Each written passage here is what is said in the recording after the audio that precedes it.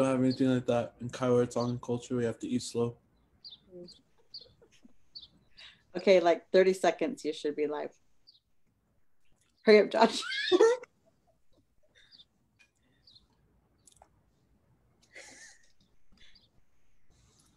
Meeting is now streaming live on Facebook. Hello, everybody. You're live. Welcome to today's Power Hour. We are in week 15, I believe. 16, week 16. We're on week 16. Thank you to our Wizard of Oz and behind the scenes.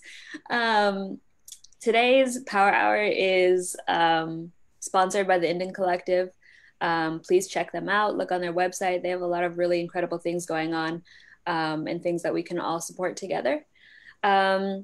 Hello, my name is Shailene Joseph. I work for the Native Wellness Institute alongside the Indigenous 20-somethings project. On my mother's side, I am Ani from Fort Valent, Montana, and on my dad's side, I'm Koikon Athabaskan from Tanana, Alaska.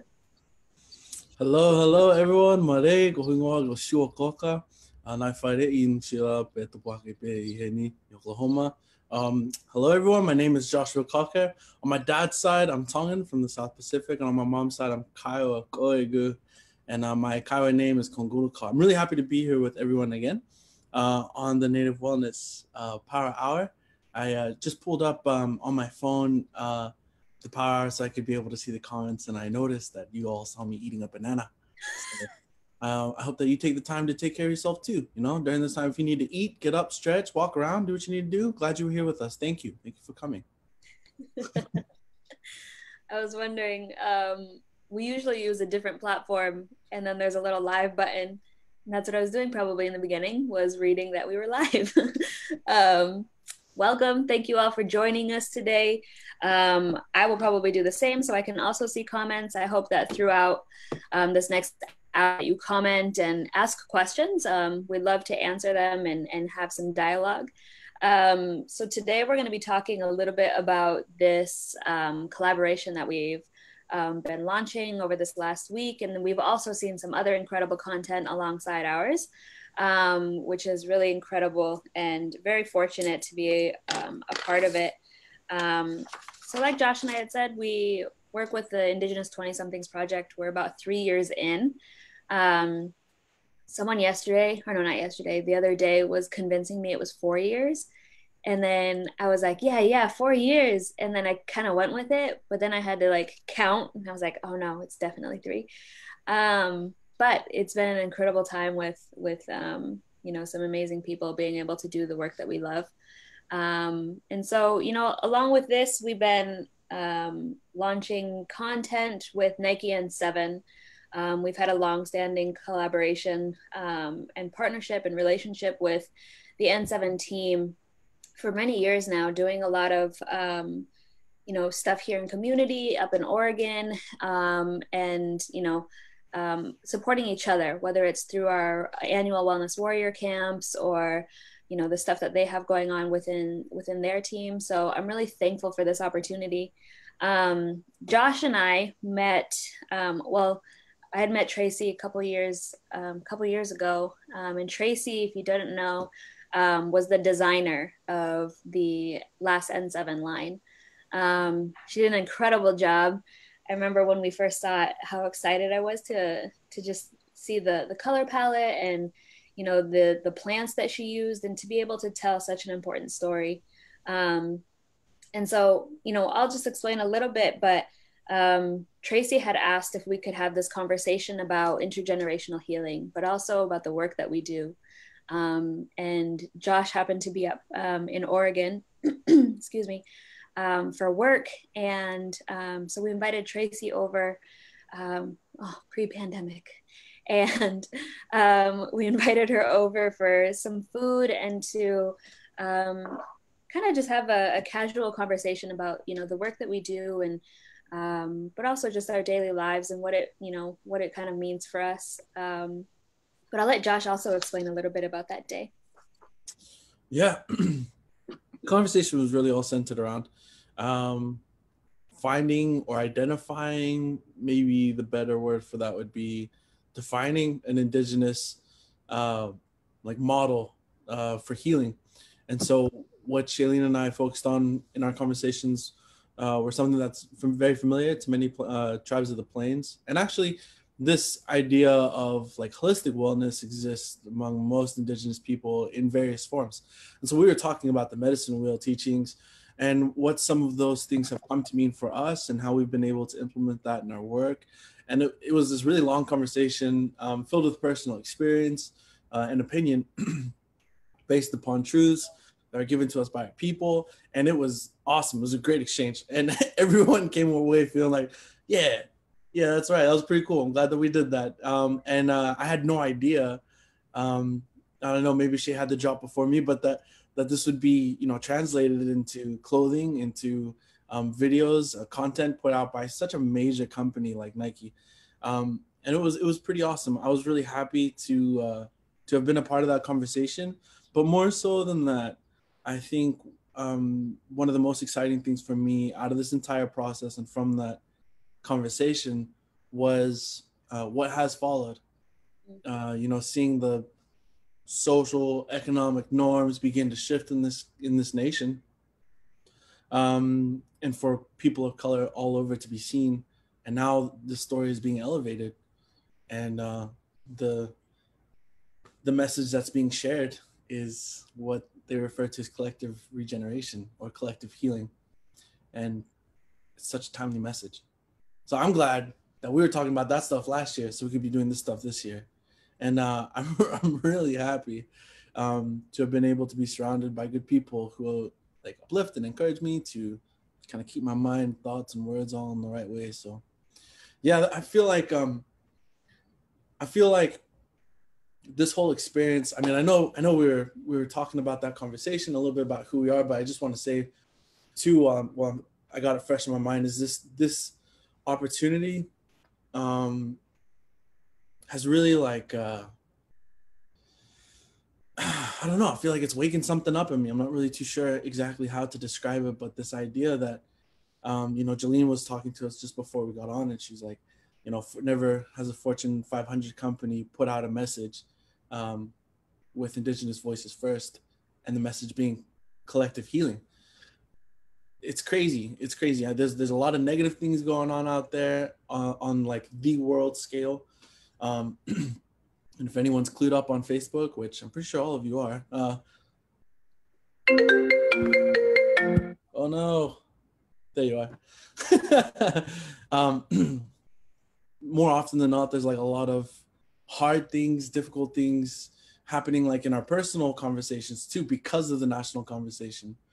And it was cool to have such a bomb drop like this, in the middle of all this craziness, to be like, haha, here's something awesome, Indigenous voices. And it's not just the I20SP, it's Well for Culture. Ashlyn Collingbull was on there as well, supported by so many different other Native voices who have done so many incredible things in their life. So it was awesome. It was awesome to be able to have that kind of powerful push in Indian country too. So yeah, I'm just happy that we're on here able to talk about it now, because we weren't able to talk about it for a while.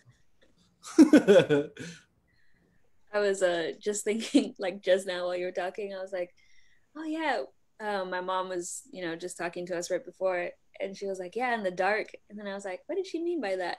But we were quite literally sitting in the living room in the dark, talking about healing. But yeah, like Josh said, that conversation stemmed into what we see today. I think it was like about work. And then it naturally transitioned into like three friends just like visiting about our own journeys, which I'm always thankful for those kinds of spaces that have been created, or that we collectively create. I think one of the things that I've like really been thinking about lately was that I don't think it necessarily hit me that we were on this campaign. Like, we were putting in so much work. And when I say like so much work, it was like so much work. But when Tasba and Taboo had their video go up, and I was like really listening to hers, and she was talking about how the younger version of her, you know, would be so happy that there's, you know, so many Indigenous voices being heard. And I was like, yeah, I was like, go Tasva. And I was like cheering by myself, like in my room, like, you know, watching all these videos. But then I was like, so I texted her right away and I was like, man, I'm so happy. And that's kind of when it hit me that I was like, holy crap, we're one of those faces. Like, you know, this will live, you know, on the internet forever. And through this whole process, I was thinking of my niece and, well, now all the new babies. I20SP has so many new babies, but I was thinking about how this project is going to live, and that this can be their new norm. And a platform like Nike is uplifting Indigenous voices on a whole nother level. And so I think it's, you know, it's incredible to not only be a part of it, but to hear so many Indigenous people share their truths and share their stories about healing. And I think, you know, that's an incredible thing, especially at a time like this where there's so much uncertainty and there's so much to process. And, you know, while processing and understanding, you know, the position that we are in the world right now, that healing is also a pivotal piece to that, is to understand what our place is in the world right now. And through this project, I've just been, you know, I rewatched it, episodes 1 and 2 this morning, back to back, as if it was like one continuous video. And I was like re-inspired all over again because one, I know these people personally and the incredible impact that they've had on my life and how like forever thankful I will be for them.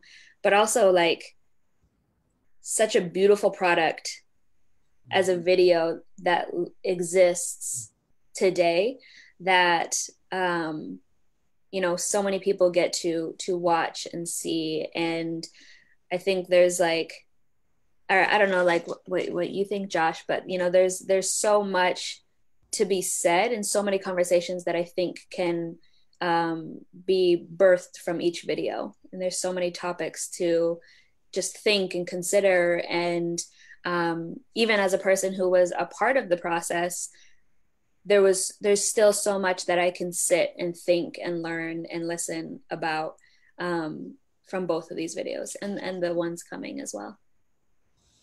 Yeah, definitely. You know, when we were discussing what kind of content we wanted to put out, we had to dial it way back because we knew that the audience that Nike reaches is, you know, bigger than Indigenous communities. And so for them to be a part of these things as well, we started with the basics, and then we realized we should probably go a little bit further too. We started with the basics.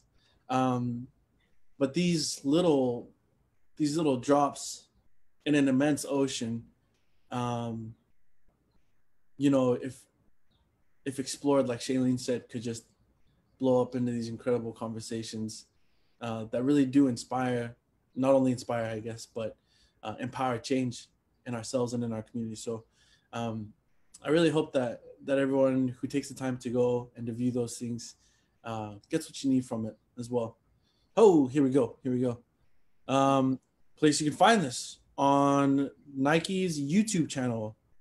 On most Nike apps, I believe, too, Shailene? Yep. Okay, cool. In fact, they have an app. It's just called Nike. It's on there too. Nike N7 also has a separate Facebook page, or YouTube channel, and they as well share the videos. And again, it's not just our videos in this campaign. There's a whole bunch of other Indigenous voices who are also a part of this campaign. And so it's important to be able to take time for those guys too. Everyone's going to be buying Nike after this. I do want to say that this campaign, this opportunity with Nike to be able to share these things and do this was super awesome and really cool. But I personally view this as a small portion of the spirit that exists within the project because of the people who have chosen to come and do what they do. So just to kind of tell a little bit about I20SP, 3 years ago, we were all at the Wellness Warrior Camp, and that's held in Grand Ronde, Oregon, except for this year it was online. So the host community, I guess, would be Zoom. And then we all, there's like 17 of us, 20 somethings there, just hanging out, doing our thing. I was over there rubbing sticks together with kids in the woods, bursting into flame, talking about the importance of balance and drawing the sun to the earth, while Tech and Tomas and Sierra were filming and documenting visually the things that were happening to these kids, the change that was taking place. Dosh and Chelsea with their movement activities. Everyone was all over the place. And I had never worked with the NWI crew. It was Tomas's first time too, I believe. And a few other of us, it was our first time. Anyways, we were there, we're doing those things. At the end of the week, we all came into the longhouse after all the kids had gone home. And then with permission from the host community and some of their 20-somethings in there too, we sat down and we had a conversation. And the conversation was based on two questions. One of them being, what does healing mean to you? And two is, how do we heal our generation? How do we bring healing to our generation? The entire conversation was facilitated by my sister, Rachel. I was going to say at the time, but she's actually currently still my sister, Rachel. And then we sat around a fire, we filmed it, we got some audio. We wanted to put those videos out. We all looked tired and gross, so we didn't. But what happened was all of us essentially set the rules for our relationship in that conversation. What happened was we got a feel for what we were about as individuals, had space to share that, and then we set boundaries around that. And we did that not by telling each other what not to do, but by focusing on what we want to do and what we are doing. And it became a collaborative space super quickly. From that conversation, we decided we want to do something with this. And we didn't really know exactly where to go with it, but we knew that we wanted to be together. We knew that we wanted to move forward, and we knew that we wanted to help. And that's what all of this has come out of. And it's been a crazy journey even to get to that point. I really view that conversation as an honor for me personally to be able to be in that space. I'm Kiowa and I'm Tongan.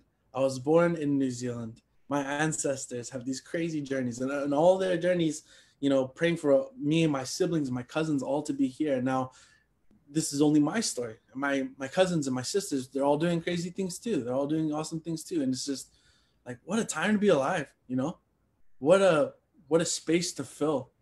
And it's incredible that after being gifted all of these things and after being empowered by all of these people, we're able to gift something back. And we've been doing that with the work that we do, again, with I20SP and in our own personal lives as well. But to be able to be given an opportunity by such a big company and say, hey, we would like to back your voice in sharing this, it's a blessing. And that all started just because we chose to have good friends and move in a good direction. So I just wanted to share those things before I talk too long. I'll pass it back over to Shay. Yeah, I've just been doing a lot of thinking and reflecting. I think one of the exciting things that happened additionally was that in the same week that this was being launched and so many voices were being heard, there was also a campaign alongside, the Change the Name campaign. And, for many of you know that, this campaign has been going for a long time. There's been so many people.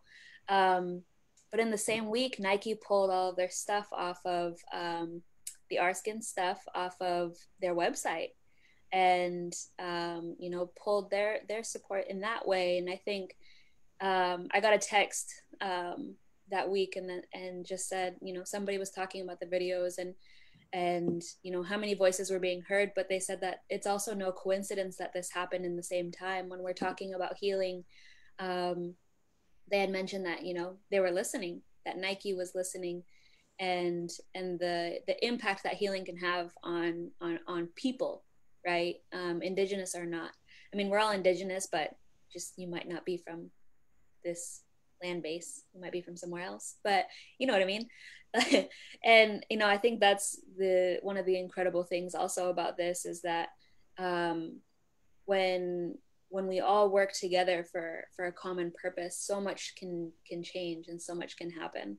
And like Josh said, I'm also thankful to be a part of these spaces because I myself learn and will continue to learn and on this continuous journey of healing and figuring out what that means for myself and you know, in this wild life that we live in.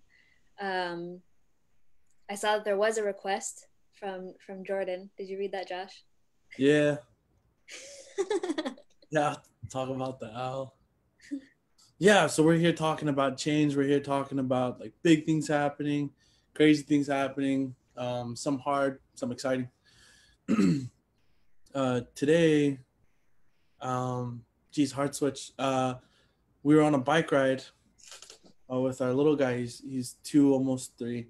He's out there on his little push bike, and he likes to go down these dirt trails and go down like rocky hills. He just sometimes he likes to crash too. Anyways, we were going down this trail and we were following him, and then I see this owl who's facing us, and then the head turns around and hides underneath the wing.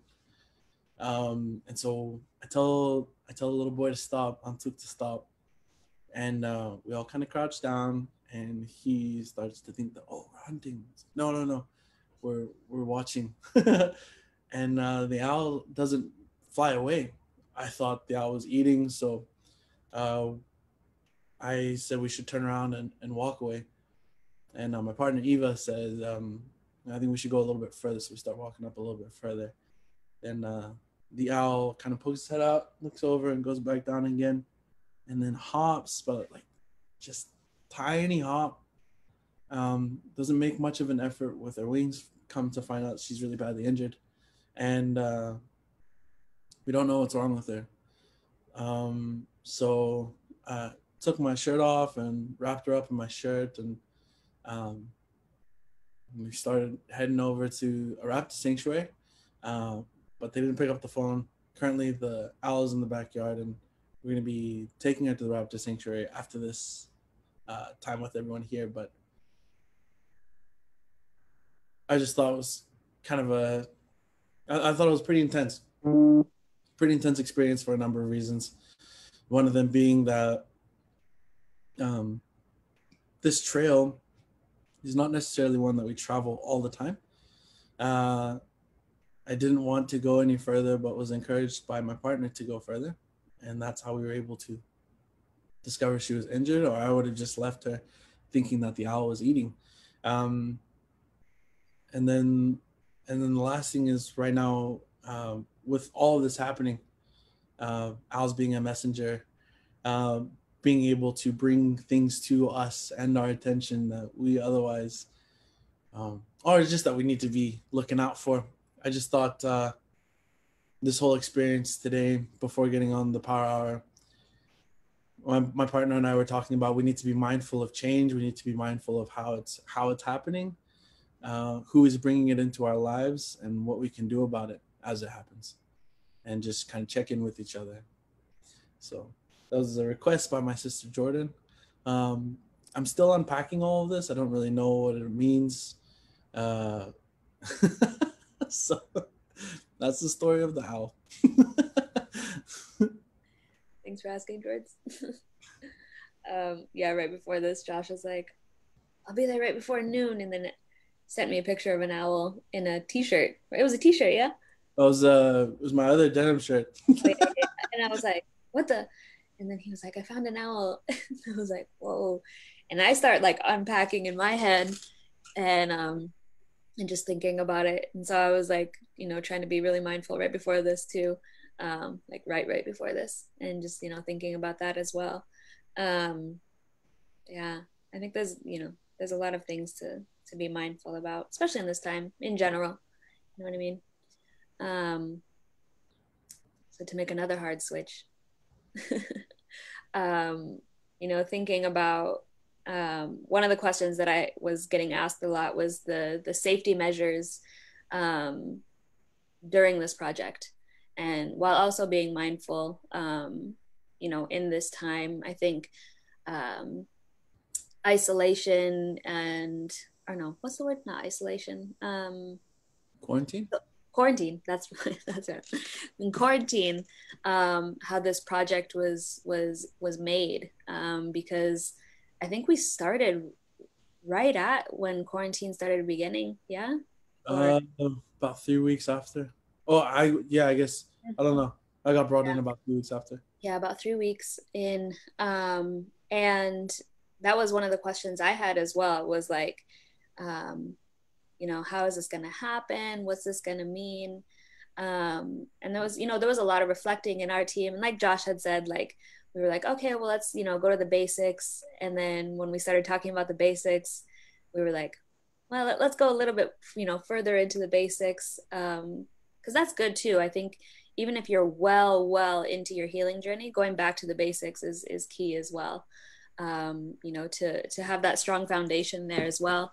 So while we were starting this project, I think one of my favorite parts was the meetings with the team at large, and to hear their thoughts. But a lot of it was, us almost doing like our own little training and talking about, the work that we do, and people in, high positions listening and actively, taking notes and creating dialogue.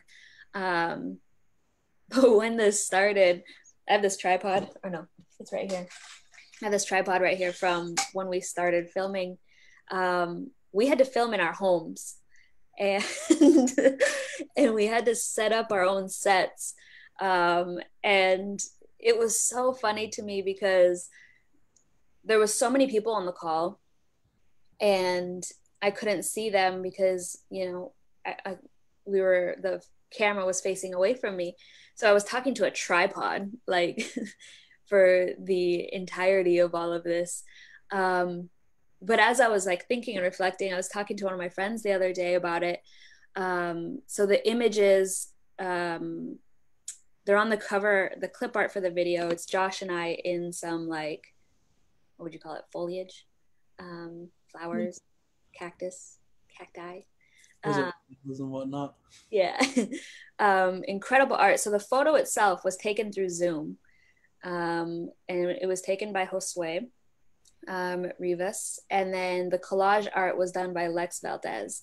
And so those were done through Zoom, but this whole team was on through a screen, but you couldn't see it. I couldn't see them. So I was talking to a tripod the whole time. And so the whole time they were like, your friendly friend, the tripod.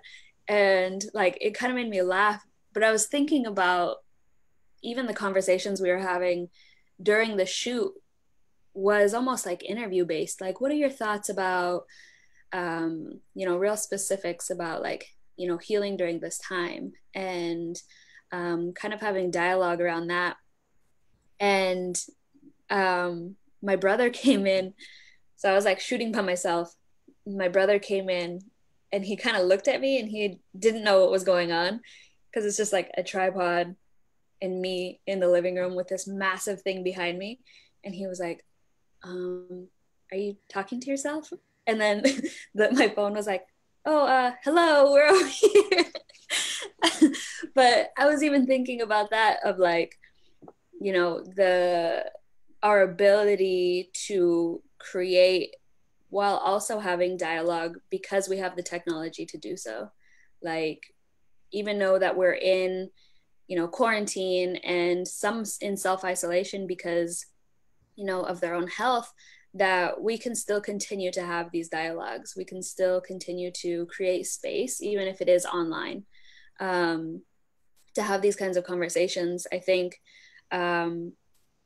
we're in such a time where, one, it's almost like highly dependent on technology and the internet, but along the same vein, to be able to put out something that is, healing based has been, just this beautiful production, kind of wild, kind of crazy. I've never set up a set like that before by myself. Well, no, my brother Tristan, shout out to Tristan, he helped me out. But to be able to create with such a team virtually and still create a beautiful product, I think I'm just like so thankful. But it also, like Josh said, it opened my eyes to so many possibilities and opportunities for the community to and ideas for us to move forward in so many ways. I think it's an exciting time. It's also a big time to be mindful of the space that we keep. And I've been reminded lately of like going back to the basics in this project, as while we were moving through and doing a lot of like interviews type stuff to create the content, was like a big reminder to like go back to the basics, because that's where I'm at now, and that's okay too. But there's so many things that I've just been processing over like these last couple of days or even weeks, that I have so much love for the community, and watching people do the work, or even like all of these other campaigns that are happening, or the other videos that were on Nike, like just inspired, like just wholeheartedly inspired, and thinking about when I was younger, that when we were looking for people of color representation, we had like Disney basically, and it wasn't the most accurate, but it was what we had. And so when I'm talking about like media is what I'm talking about. And now, there's more, and there will continue to be more. And Indigenous people's storytelling, goes back time immemorial. And I think this new way of storytelling is, we're in these spaces. And I think that's what's inspiring to me as well, is that there's so many people who are being heard and seen on another level, which continues to inspire me. Yeah, I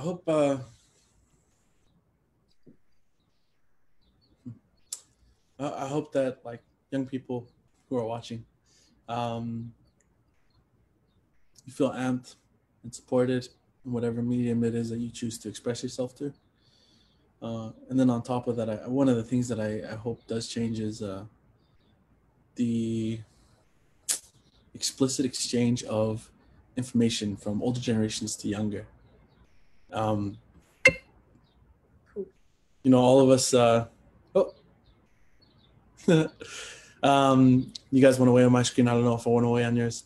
All of us who are older and able to experience all of these things, as we begin to process with our life experience, coupled with a more developed brain, we will be able to help guide and facilitate the growth of the younger generation that's coming up.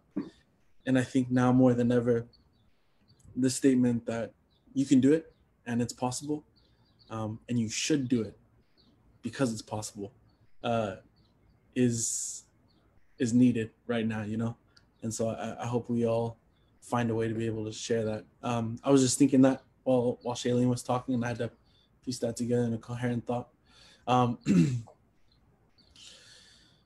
Yeah, man, this is crazy. I was also kind of caught up in the idea of like thinking about the owl. Jordan asked me to say something, and obviously you can't say no to your older sisters, so I said something, and then I was like, what does this mean? But I was also just thinking,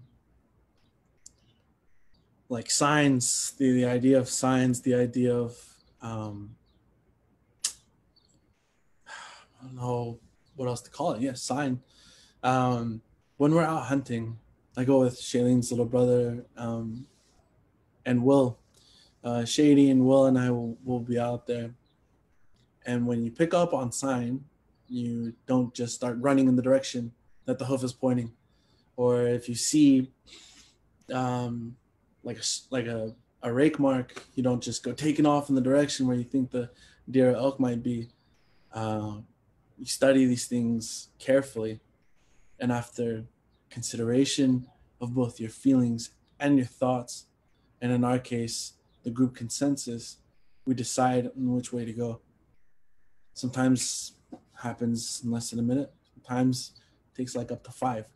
Shady and I will just be standing there all quiet and cold, looking around in the woods, all whispering around. So it's been really nice to be able to practice that skill in real time and understand what it means to be patient, to sit, wait, watch, and listen. Right now, we're seeing signs of change. That's what we're talking about. And yeah, it just makes me, I think I just got reminded to sit back, wait, watch, and listen a little bit, and see what happens. It's all very quick. It's all seemingly like, I don't know, borderline extreme, you know? Pre-pandemic, no one was talking about the Redskins changing the name except for Indians. And Trevor Noah's like late night show, and sometimes it pop up in the news every now and then. And then they were like, "We'll never change the name." It's like pandemic riots. We're gonna change the name. So it's all happening so fast. As we're in the time of like, I don't know if the word violent change is the right word to say, but it is quick, it is fast, and it is hard. In terms of like its momentum. Yeah, geez, maybe, yeah. I want to put that out there too for everyone who's watching. Let's sit, wait, watch, and listen. Let's be a little bit patient and excited and celebrate it as it comes along and encourage good change and whatnot. But yeah, it just kind of came across my head. I think also like one thing I was thinking about is like, even with the change the name, is that a big part of that was the Black Lives Matter movement. The beginning of this revolution for voices to be heard took extreme measures, and I think you can't mention one without the other, especially in this time. A lot of the revolutionary work that's happening, yes, the Change the Name campaign has been happening for a long time, and Illuminative was also putting out some really great content for a while, or continue to do so.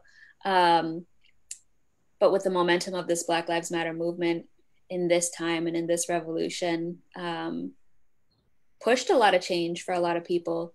And it was also like, forcing people to think and to look at the wrongdoings, whether they want to admit that they, still believe the way that they do. But, there's so much change to be happen. And I think there's so many people who are being empowered to do the work.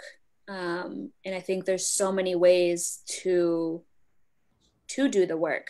There's so many ways that we can all use our skills to show up for one another in whatever that means. And sometimes it does mean, sitting, waiting, and listening, learning along the way, until we find, what works for us. And I think that's, exciting as well. We've been, I've been talking to, I have all brothers, and I've just been visiting with them about, what this means. They were along with this project too, because we're all in the same house. And so I'd be like, okay, tomorrow I have to do this, like filming and setting up. And then they were like, this is crazy. Like, you're going to do all of this in the house? And I was like, yep. And we have like this big window in the living room, and we're like, this is where we'll set up. I'm like, okay. And it became like a sibling effort. So I think even in the setup of all of this, which usually when creating something for like as big as Nike, it would all be done for you. But it gave an opportunity for my brothers and I to quite literally build something together, but to like collectively work together to, whether it was like create a set and also create the space, and while also having these conversations and them being present for these conversations. And them just listening. I think, that was one of the greatest blessings, I think, from this project was being able to do it with my family, and chosen family, right, alongside Josh and Tomas and the rest of our crew, like, you know, thinking of them the entire way, but also knowing that there's good people that are doing the work. There's just so many things that now that I have time to just kind of sit and be, there's like all of these thoughts coming in and that I feel like I didn't have time to think of. And it's just like a lot of gratitude for the people in my life, and just, continuously being inspired for what's to come. And there'll be a lot more processing in these coming days, coming weeks, months, years, especially being, in quarantine. I think it's a different, for me anyways, it's a different kind of reflecting because it's a different kind of space. I don't know if that makes sense. It's a different kind of space to be in, to be home. And yes, I have a really busy schedule, but to be home and to sometimes have the time, because I'm not, traveling or packing or, doing all of these things, that there is time and I can actively make the choice of what I do with that time. And so trying to be more mindful about that as well. And I keep saying it, but going back to the basics of like, because we're in a new time, because we are in the middle of a revolution, I'll say the beginning of a pandemic, because I feel like we're still in the early stages, that, time is something that we have to kind of reconfigure and what that means for us. And also what these conversations mean for us and what we're actively doing on our own healing journeys. There's just so much to be said, and but also so much not to be said. Sometimes just things to sit with, sometimes things to think about. But in the same vein, another thought is, reaching out to people when we do need help, and whether it's help with, our own personal selves, or if you want to do a project, and asking the people who have done it before, or, the people who can help support you. I think there's with something like this that started from a conversation in the dark in the living room, to a project that has been seen by many, I believe, nothing we can't do. I think we have people in Congress, we have people, making films, we have, so many people in so many areas, astronauts, like we're in all of these places that used to be not made for us, and we're continuing to break ceilings and build our own buildings and say what matters for us. And I think I'm just excited to see where this journey continues to take us as a people, and what places we will all build together. Yeah, I like the analogy of like a different type of time, what we're experiencing now. Just to go back to that and to add a little bit to it, if that's okay. I had the opportunity.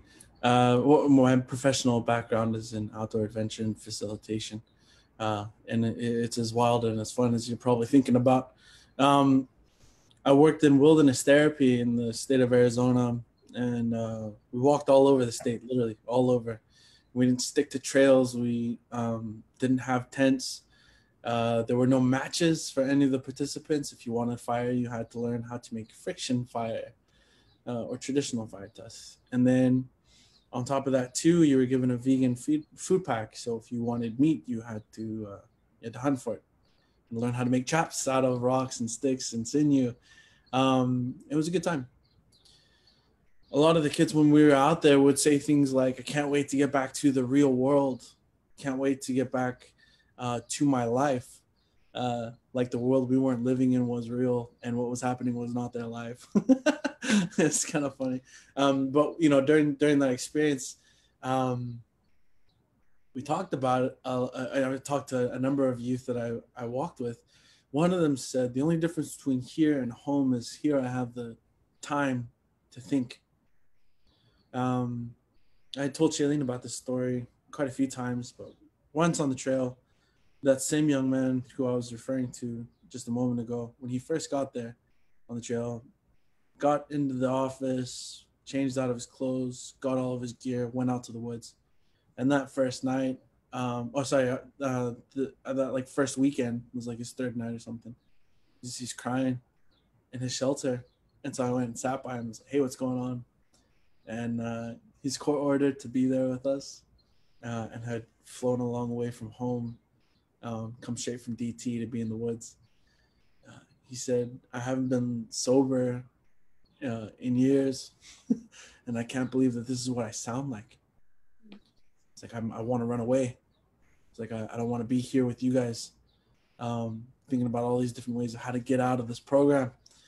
And he, I don't know, it just kind of freaked him out, I guess. He said, yeah, I just didn't know that this is what I sounded like.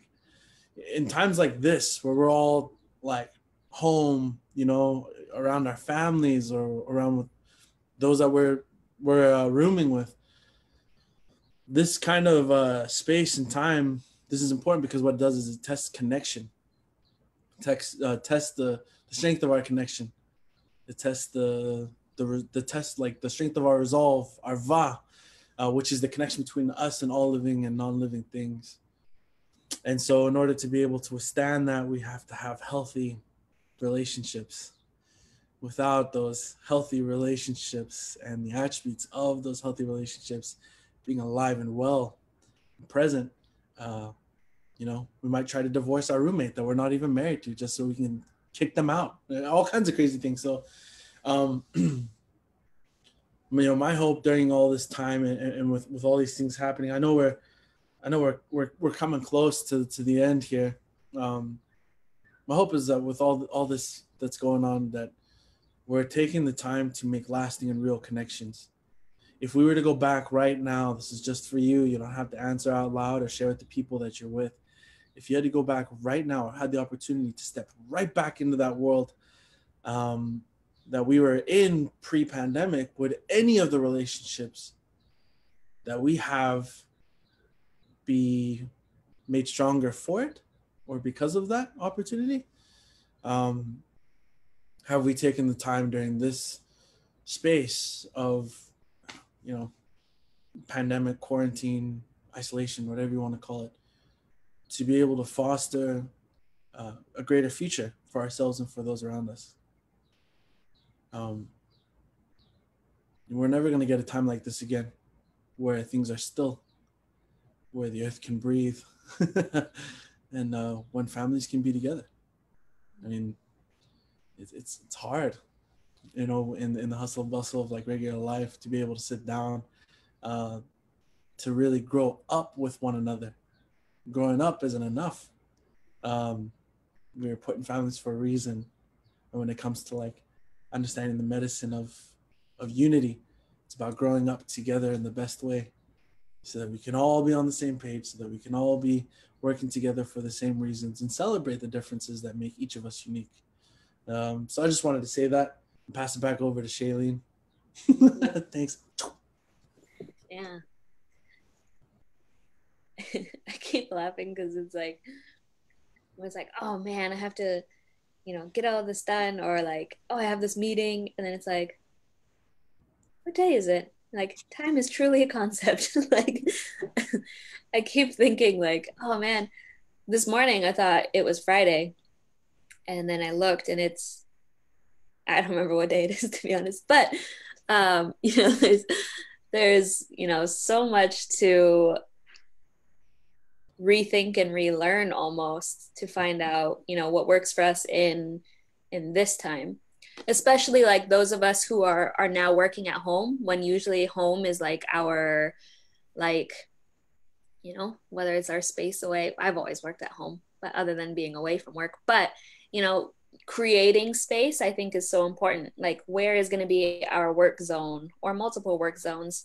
But also in that relationship building, I think that space is so important, because if it's your workspace, then you can actively walk away. I have a friend who said that what works for them is like, when their workday is over, they go outside, just outside their house, and re-enter their home.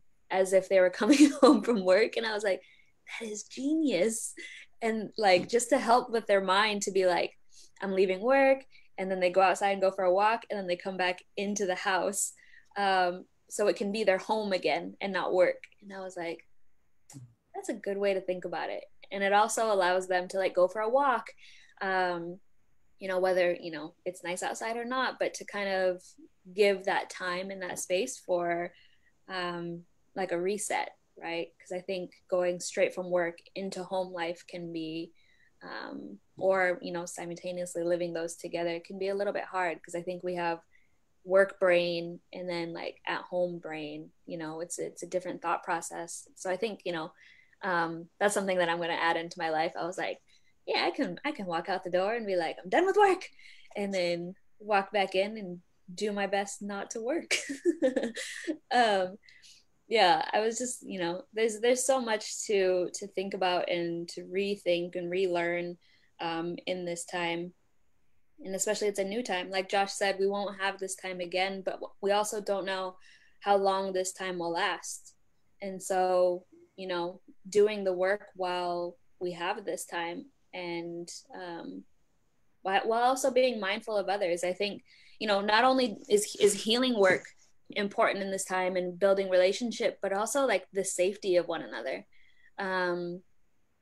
It's, this country as a whole, we see that our numbers, when I'm talking about COVID, are going up so high, so fast, that taking care of one another, our communities, our families, our loved ones, is so important in this time. And that, when we're talking about healing work, it's all like physically too, wear your masks, wash your hands, social distance. I know it's hard. I myself struggle too. I'm learning hardcore that I'm not much of an introvert, and I highly depend on interacting with people that, wanting to be with my friends is not safe right now. And, creating that space online or calling them, or, my best friend and I watch one episode minimum a night together. Finding those moments and what works for us now in this new time, in this, I don't know if I want to say new normal, but maybe it is our new normal, as, for the time being, what is going to help maintain some sort of balance in, it's almost like time slowed down, but it's sped up at the same time, because there's just like so much rapid change in such a short amount of time, of like, boom, we're in isolation. And then it was like, boom, we're in a revolution. And then it was like, okay, do we go out? Do we stay safe? What are the things? There's so many like questions, but I think just on an individual level, there's so many things that we can do collectively together while apart. And I think that's a good thing to focus on, and whatever works for you is the path that you should take. I think everyone's healing journey, physically, mentally, spiritually, emotionally, is what works for you and for your communities. And I think that's one of the beautiful things of this project, is that it does start at the basics with questions, but also knowing, I think, I'll just wrap up my final thoughts, is that at the end of the day, and thinking and believing this myself, and having to remind myself and tell myself, is that each and every one of us as individuals are worthy of good things, and you are worthy of, the good that comes to you, and you are worthy of healing, and you're worthy of feeling good, and you're worthy of feeling love. I think especially in this time where there's so much happening, is that, we can still, remind ourselves and be grateful for the things that we do have. And that, we can always make small changes, even if it is, for me, like, what are 5 things that I'm grateful for in this moment, right? Like, I'm thankful that I can share this time with all of you. I'm thankful that Josh is here to be alongside me in this power hour. I'm thankful for my family and for our health, and for the work that everyone is doing collectively to, for the betterment of our communities. And these are some of the small things small things that are big things for me. And so I just wanted to say lastly that, I'm really thankful for all of you guys for spending some time with us and continuing to spend time with us, and to know that you're worthy of good things, and I'm sending you my love, and I appreciate you. Yeah, just man, thanks for spending time with us, guys. Just some final thoughts to give my best. I'll give the words of my grandpa Buddy. He said, you got to keep your mind, your heart, and your feet in the same place. Be aware of where you are. Right now, our minds are elsewhere, being hosted by Zoom right now, and it's okay for our minds to go other places. It's okay for our hearts to go other places. But when they're all in the same place, the journey starts. And so I hope that everyone finds peace in the place that they're in, that we let go of fear, and that we're honest with what's happening to us and around us and for us and with us. And if you need help, I hope you reach out. So thank you. Thank you for spending time with us. All right. We'll catch you guys at the next Power Hour. Happens every day, same time. 16 weeks in. Catch you next time.